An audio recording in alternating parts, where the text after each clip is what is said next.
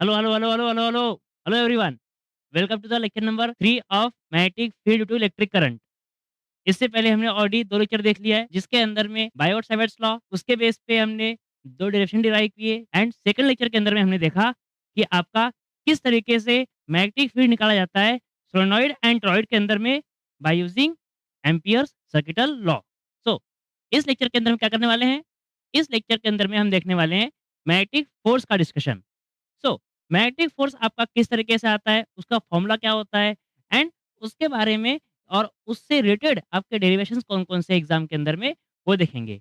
चलिए कॉपी निकालिए, हेडिंग लगाइए मैग्नेटिक फोर्स, मैग्नेटिक फोर्स,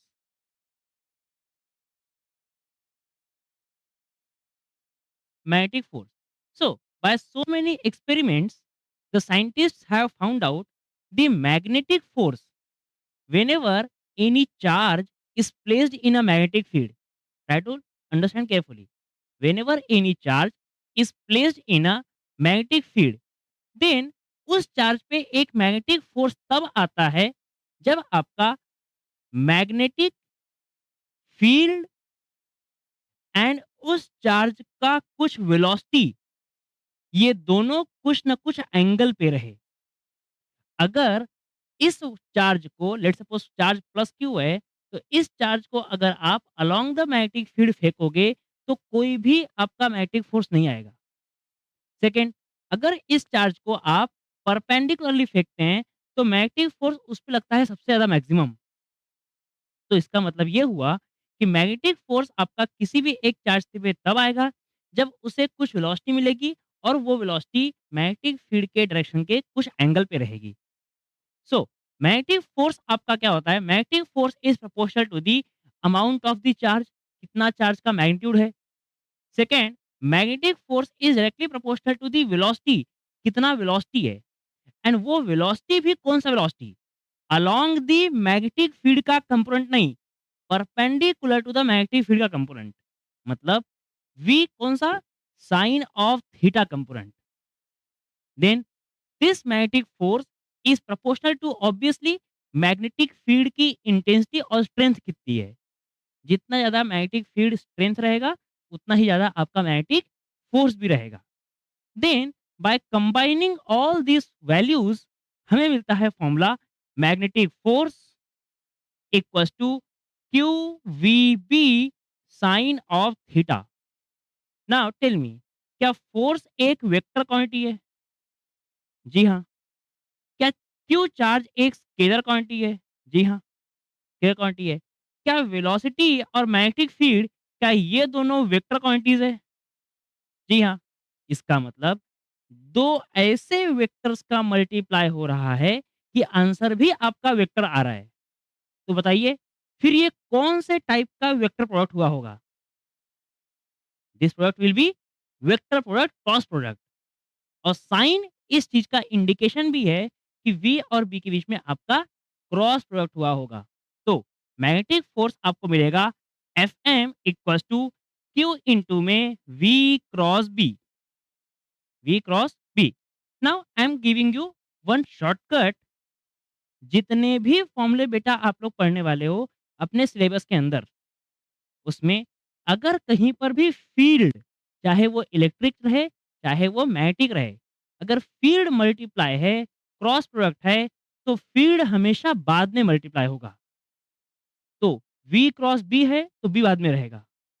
ऐसे ही I into L into B रहेगा, वो भी आज हम करेंगे डिराइव, तो उसे भी B आपका बाद में रहेगा। याद रखिएगा, जब भी मैग्नेटिक फील्ड क्रॉस प्रोडक्ट में आएगा, तो हमेशा उसे बाद में रखना है। ठीक है यहाँ तक? नाउ इसके बाद में एक इम्पोर्टेंट आपका टर्म होता है, जिसे हम बोलते हैं Lorentz force. Lorentz force, Lorentz force. Exam के अंदर ऑलरेडी पूछा हुआ है what is Lorentz force. So Lorentz force is a net force, net force due to electrostatics and magnetic field. क्या मतलब है? Lorentz force is a sum of electrostatic force and magnetic force. तो जब भी आपका electric field and magnetic field दोनों present रहेगा, तो आपको मिलेगा इलेक्ट्रिक फील्ड और मैग्नेटिक फील्ड दोनों, एंड इन दोनों का सम कहलाता है आपका Lawrence force.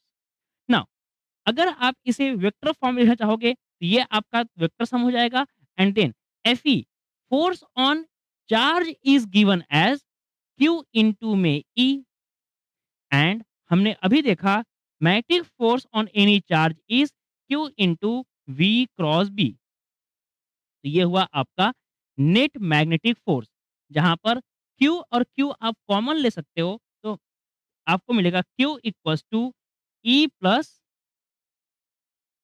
We cross B.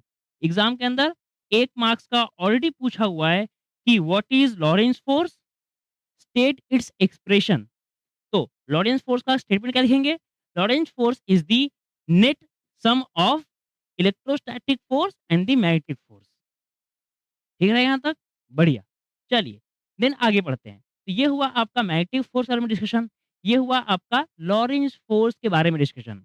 Now थोड़ा-सा यहाँ पर 10 मिनट का टाइम लेकर के आपको मैं समझाना चाहूँगा कि ये मैग्नेटिक फ़ोर्स आपका कैसे एक्ट होता है, जब इलेक्ट्रिक फ़ील्ड और मैग्नेटिक फ़ील्ड दोनों साथ में रखते हैं। तो हेडिंग लगाइए कॉपी के अंदर में, motion of charge, put a heading, motion of charge in the presence of electric field and magnetic field. ठीक है? और हेडिंग लगाइए एंड एक नोट लगा के रखिए। एक नोट लगा लीजिए। नोट क्या लगाना है? कि electric field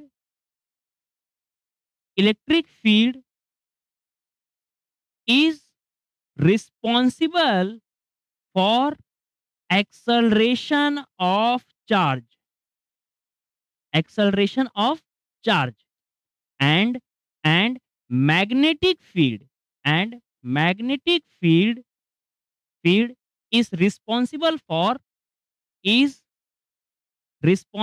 for direction of charge, direction of charge। ये 2 चीज़ आप याद रखिए, 2 चीज़ याद रखोगे तो मोशन ऑफ चार्ज समझना आपके लिए बहुत ही आसान रहेगा। क्या-क्या समझना है? इलेक्ट्रिक फील्ड क्या करेगा बेटा? इलेक्ट्रिक फील्ड करेगा आपके चार्ज को एक्सेलरेट, एंड मैग्नेटिक फील्ड क्या करेगा? मैग्नेटिक फील्ड करेगा उस चार्ज का direction change. So motion of charge, motion of charge, motion of charge due to the magnetic force and electrostatic force. समझिए, इसके अंदर में केस 1 हम ये मान रहे हैं कि E magnetic field and electric field both are parallel, magnetic field and electric field both are parallel। इस केस नंबर 1 के अंदर सबसे पहला हम केस 1 कर रहे हैं, मतलब केस 1 के अंदर में भी केस 1, इसमें हम समझेंगे if charge is placed in in field, in both the field. सिर्फ चार्ज को हमने रखा हुआ है, प्लेस किया हुआ है, थ्रो नहीं किया हुआ है। तो ये मान के चलो इलेक्ट्रिक फील्ड है, इसी डायरेक्शन में आपका रहेगा मैग्नेटिक फील्ड भी, क्योंकि हमने पैरेलल माना हुआ है, मैग्नेटिक फील्ड, इलेक्ट्रिक फील्ड। और किसी भी एक चार्ज को ला करके हम यहाँ रख देंगे, let's suppose this is your positive charge. ठीक है? अब इस पॉजिटिव चार्ज पे फोर्स कब लगेगा?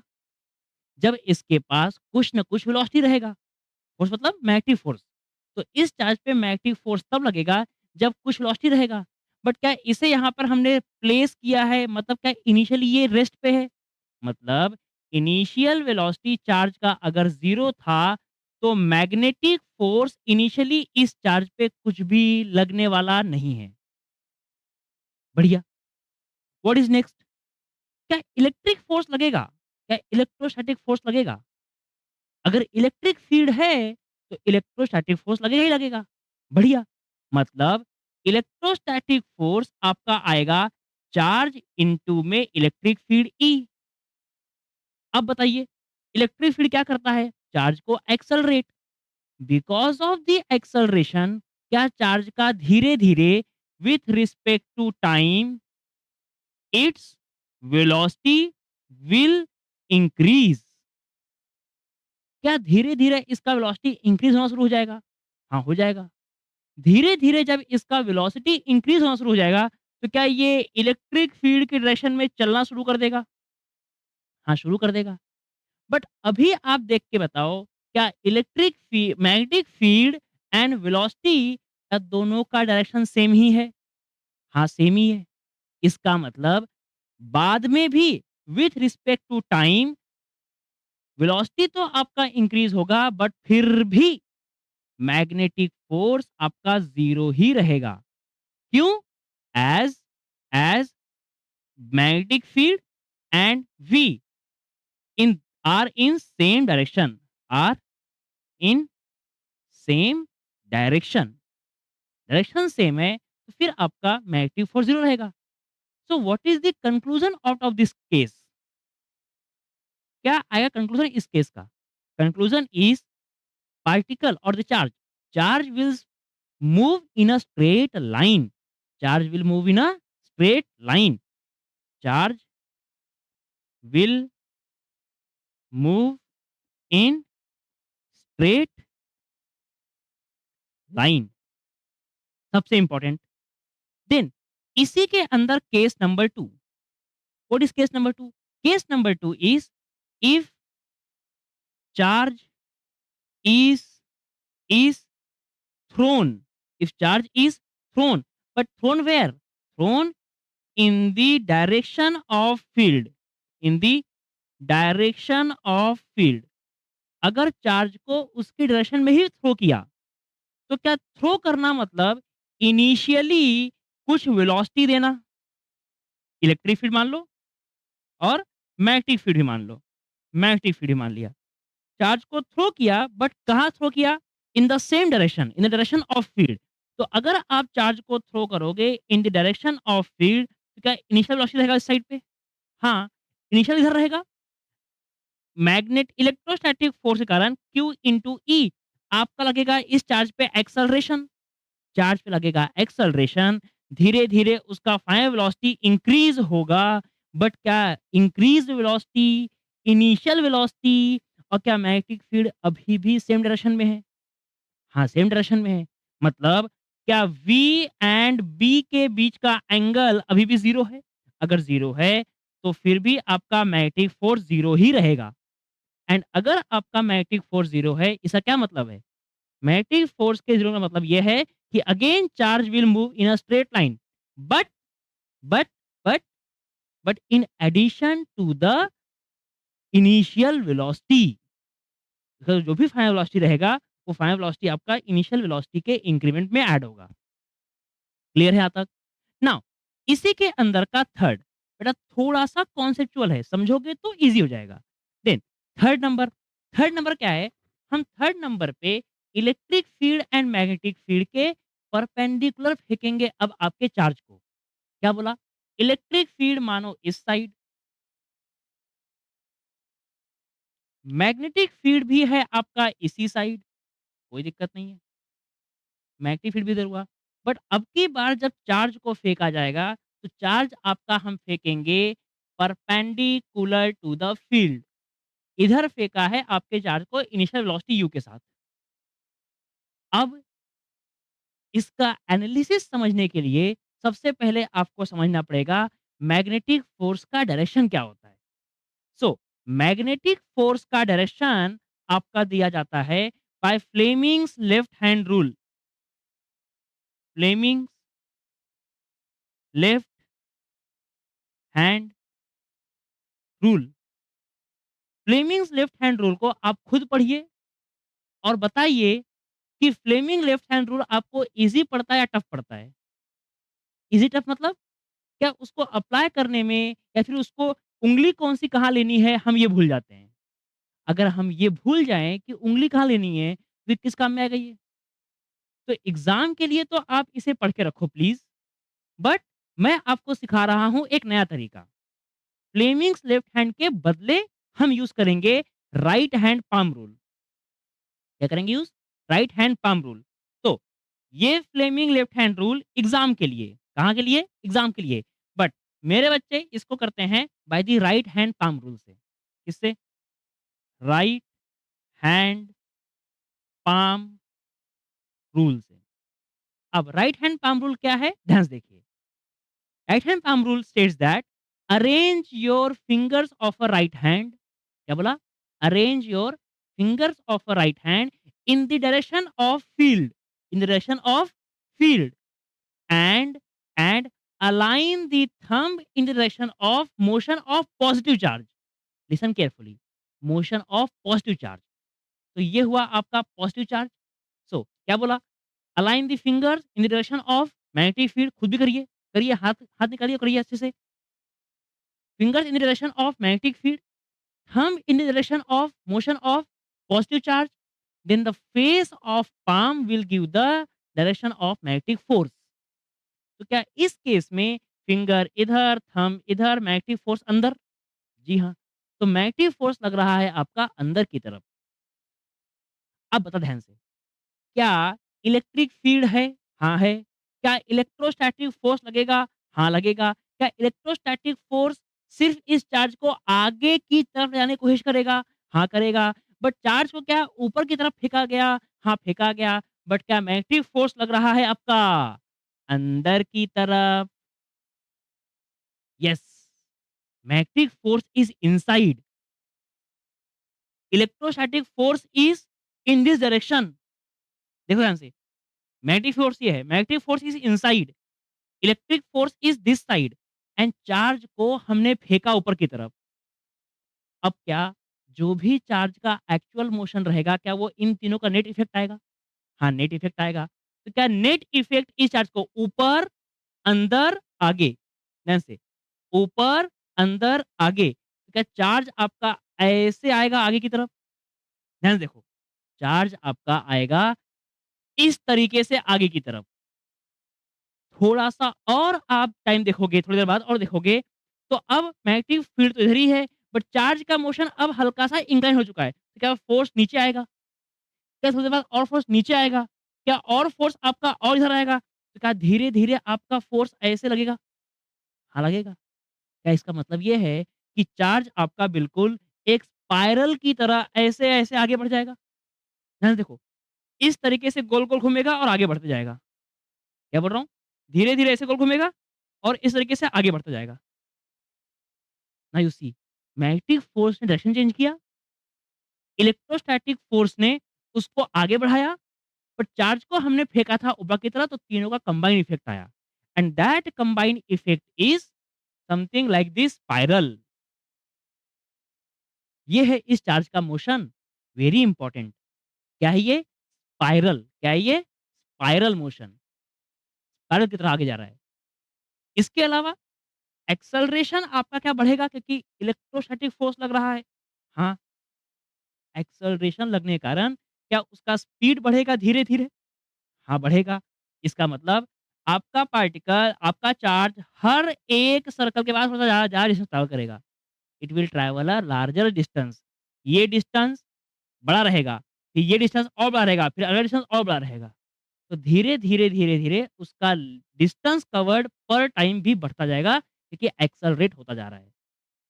अब ये जो आपने यहाँ पे बड़े आसानी से पढ़ा, इसे हम यूज़ करेंगे आगे जाकर के एक डिवाइस में, जिसका नाम रहेगा साइक्लोट्रॉन, जिसके लिए आपको एक डेडिकेटेड सेपरेट लेक्चर मिलेगा। ठीक है?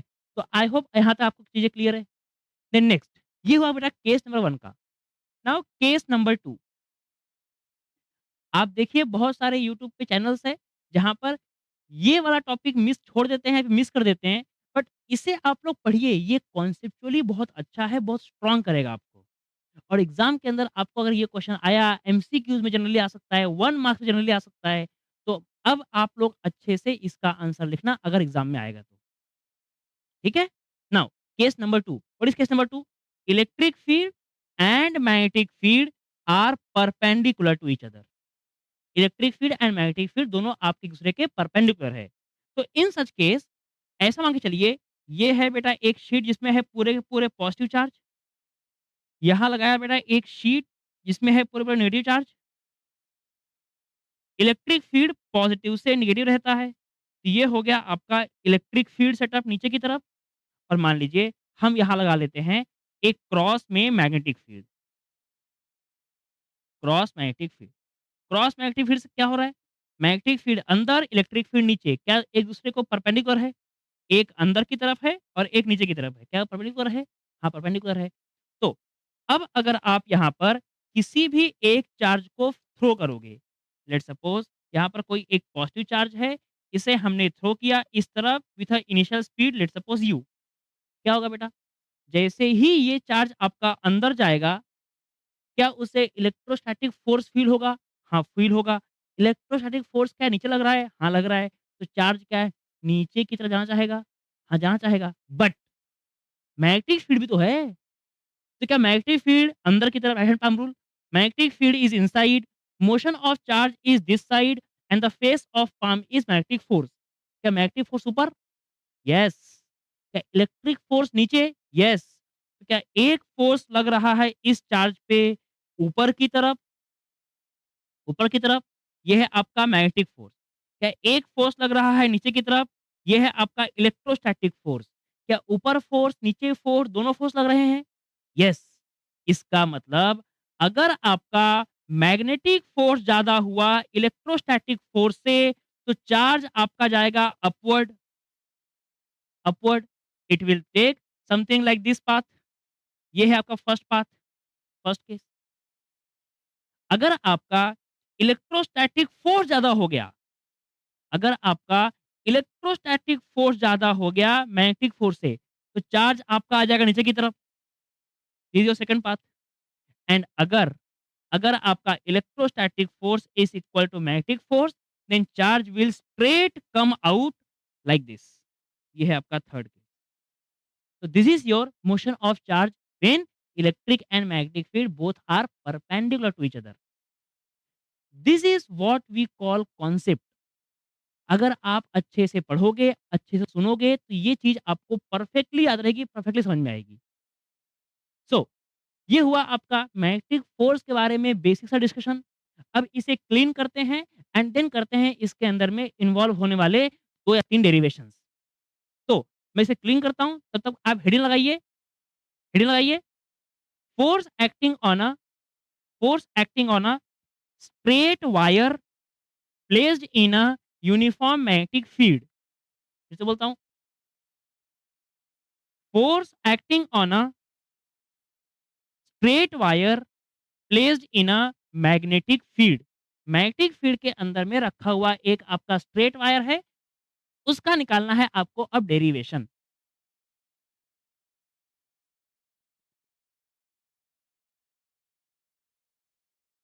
चलिए, लेट्स स्टार्ट। डेरिवेशन लिखना कैसे होता है आपको ऑलरेडी सिखा चुका हूँ। तो कंसिडरेशन वाला पार्ट आप खुद से समझेंगे और लिखेंगे। बाकी नोट्स वगैरह आपको ऑलरेडी टेलीग्राम पे चैनल पे शेयर हो रही है, तो आप वहाँ से फॉलो करेंगे नोट्स को एंड जो भी डिटेल चीज़ें हैं वो पढ़ लेंगे। ठीक है? हम आपको समझाते हैं डेरिवेशन कैसे होता है। चलिए, मान लीजिए एक आपका स्ट्रेट वायर है इस तरीके से। मैं बहुत मोटा दिखा रहा हूँ बट ये स्ट्रेट पतला वायर है, ठीक है? इसे रखा है लेट्स सपोज़ एक यूनिफ़ॉर्म मैग्नेटिक फील्ड के अंदर में इस तरीके से। Magnetic field is B, magnetic field is B, the length of the wire is L. ठीक है यहाँ तक? नाउ क्या करेंगे, एक छोटा-सा चार्ज मान लीजिए, चार्ज मतलब क्या बेटा? इलेक्ट्रॉन। सो पहले आप एक करंट फ्लो करवा दीजिए। मान लीजिए बेटा करंट फ्लो कर रहा है आपका इस वायर के अंदर इस side. This is the direction of current. Now tell me, direction of current जहाँ रहता है, क्या मोशन ऑफ इलेक्ट्रॉन उसके अपोजिट रहता है? यस। तो इलेक्ट्रॉन, करंट इधर, इलेक्ट्रॉन इधर। तो इलेक्ट्रॉन के बदले अगर हम ये अज्यूम करें कि हम पॉजिटिव चार्ज ले रहे हैं, क्या बोला? करंट इधर, इलेक्ट्रॉन इधर। तो इलेक्ट्रॉन के बदले अगर मैं ये अज्यूम करूँ कि एक पॉजिटिव चार्ज ले रहे हैं, तो क्या पॉजिटिव चार्ज आपका इलेक्ट्रॉन के करंट की डायरेक्शन में रहेगा? यस, रहेगा। मान लीजिए ये हो गया आपका कोई एक positive charge, positive charge, let's suppose electron E plus. Electron minus में होता है, हम यहाँ पे ई प्लस मान रहे हैं considering the positive charge, just for the better understanding. ठीक है? ये हो गया आपका करंट इधर, तो पॉजिटिव चार्ज इधर जाएगा, इलेक्ट्रॉन इधर जाएगा। ये हो गया लेंथ एल, ये हो गया आपका मैग्नेटिक फील्ड बी। चलिए, अप्लाई करिए फॉर्मूला ऑफ मैग्नेटिक फोर्स। क्या है magnetic force? Magnetic force is equals to Q into V into B into sine of theta. Q V B sine of theta. ये theta क्या है? Velocity और magnetic field के बीच का angle. बता, क्या मैग्नेटिक फील्ड अंदर है? यस। क्या चार्ज आपका मूव हो रहा है इस साइड?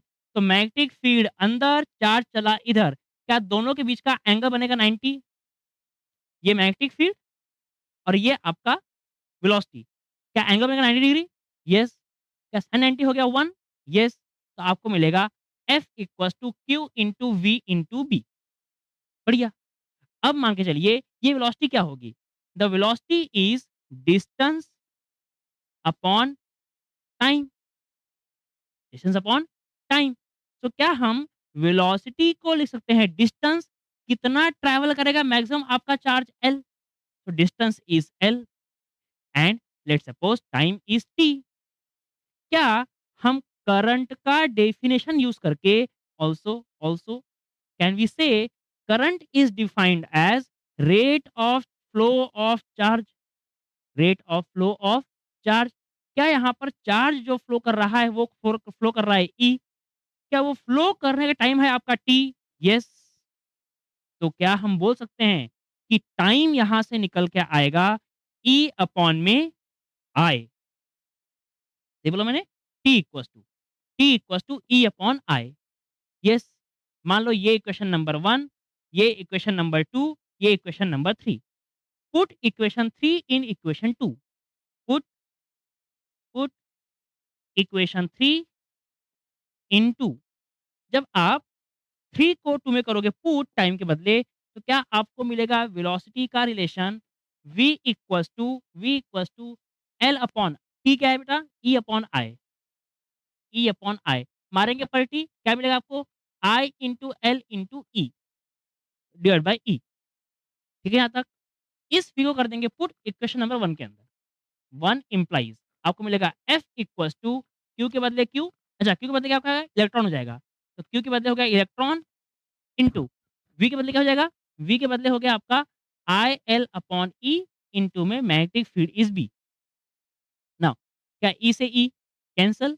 यस। ये F मिला आपको आई एल बी। ठीक है। अब एक चीज मान लो आपका ये जो वायर था वो मैग्नेटिक फील्ड के परपेंडिकुलर नहीं रखा था। ये वायर आपका थोड़ा कुछ एंगल पे रहे, तो क्या थोड़ा बहुत कुछ ऐसे एंगल मिलेगा? ध्यान से बता। मैग्नेटिक फील्ड अंदर है, वायर आपका रखा है परपेंडिकुलर। ये परपेंडिकुलर मैं ना रखूं, थोड़ा एंगल पे रखूं। अगर बेटा मैं एंगल पे रखूंगा तो क्या ये साइन थीटा आपका जैसा है वैसे ही रहेगा? यस रहेगा। अगर साइन थीटा आपका जैसा है वैसे ही रहेगा, तो क्या मैं इसका अगर वेक्टर फॉर्म लिखूं, वेक्टर फॉर्म, तो क्या वेक्टर फॉर्म में मुझे मिलेगा F equals to I into L into B into sine theta. और क्या साइन का मतलब ये है कि यहाँ पर होगा क्रॉस मल्टीप्लाई? यस। तो magnetic force will be I, I scalar, current scalar. आपको मिलेगा एल क्रॉस में B, vector vector vector. This is the formula for magnetic field due on a straight wire, current carrying straight wire. क्या ठीक है? ILB और क्या बताया? जब भी मैग्नेटिक फील्ड लिखना है क्रॉस प्रोडक्ट में, हमेशा बाद में लिखना है। तो याद रखने में कोई तकलीफ नहीं जाएगी। अगर वेक्टर फॉर्म एग्ज़ाम में आता है 1 मार्क्स का एमसीक्यूज़ में, तो आप पक्का इसे टिक करके आएँगे सही तरीके से। कि मैग्नेटिक फील्ड हमेशा बाद में रखना है, मैग्नेटिक फील्ड हमेशा बाद में रखना है। सो आई होप यहाँ तक आपको चीज़ें क्लियर है। अगर आपको ये अब I into L into B ये फॉर्मूला समझ में आ गया, तो अगला डेरिवेशन आप लोग ऐसे चुटकी में लगा दोगे, चुटकियों में। कैसे? नेक्स्ट लगाइए हेडिंग डेरिवेशन का, magnetic force per unit length acting on a two parallel infinite wires। फिर से बोलता हूँ, magnetic force per unit length acting on a straight parallel wires, current carrying wires. चलिए डेरिवेशन करते हैं उसके लिए। बहुत ही आसान बेटा, बहुत ही आसान हो जाएगा। अगर आपको ये समझ में आया है आई एल बी कहाँ से आया है, तो अगला डेरिवेशन बहुत ईजी रहेगा। अब बस देखो अच्छे तरीके से। पैरेलल वायर वाला डेरिवेशन है ये, पैरेलल वायर्स। ध्यान से क्या करेंगे? Consider two wires, consider two parallel infinite wires. separated by a small distance d, let wire 1 wire 1 carries a current I1 and wire 2 carries a current I2। हमारे syllabus के अंदर में दोनों करंट ऊपर जा रहे हैं, सेम डायरेक्शन में, ये डेरिवेशन है, उसे करेंगे हम। ठीक है? अब बताओ बेसिक बेसिक चीजें। क्या बेटा, अगर पहला वाला वायर के अंदर करंट I1 है, तो क्या ये वाला वायर इस वायर के सराउंडिंग में मैग्नेटिक फील्ड करेगा क्रिएट? फिर से बोलता हूँ, क्या बोला? इनकरेक्ट हो गया होगा शायद। पहला वाला वायर अगर करंट कैरी कर रहा है, तो क्या वो अपने सराउंडिंग में मैग्नेटिक फील्ड करेगा क्रिएट? यस करेगा।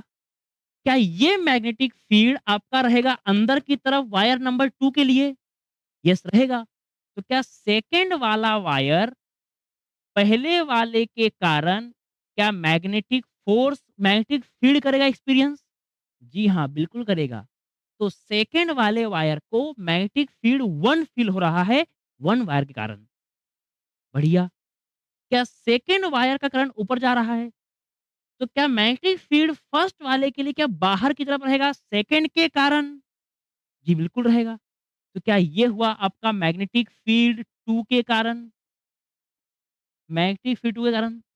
Yes. Due to first wire there is a magnetic field B1 on second wire. Due to second wire there is magnetic field in a first wire. तो बता, क्या ये दोनों case आपको दिख रहे हैं उसकी तरह?